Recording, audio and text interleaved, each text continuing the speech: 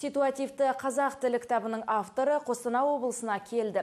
Үкімет тарапынан қолдау тапқан құнды еңбек мемлекеттік тілді меңгеруді мейлінше жеңілдетеді. Қанат Тасыбеков қазақ тілін үйренем деушілермен кездесіп, бірқатар тренингтер өткізбек. Алғашқы күнгі іс-шараға қатысқан тілшіміз Айгерім Төлепова тарқатады.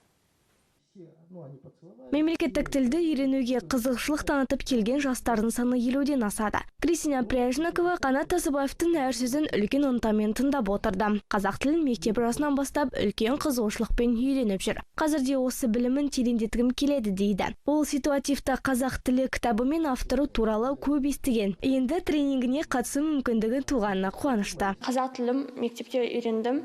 Қазақ тілім өте бай тіл деп ойлаймын. Бүгінгі тренинг өте күшті болып жатыр. Жақсы жағынан өтіп жатыр. Өте пайдалы өзіме және де басқа адамдарға пайдалы, үйрену керек.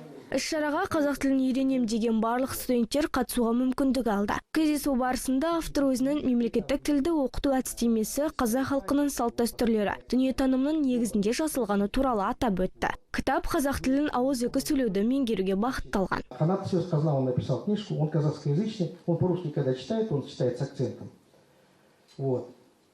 В общем, этот товарищ у меня дома сидит, я его спрашиваю, ты какой язык учил? Он говорит, я учил немецкий. Я говорю, скажи что-нибудь по-немецки. Он напрягается, не может ничего вспомнить. Автор өзінің кітаптарының презентациясын көрсетеді және өзінің оқыту әдістемесімен үйретеді.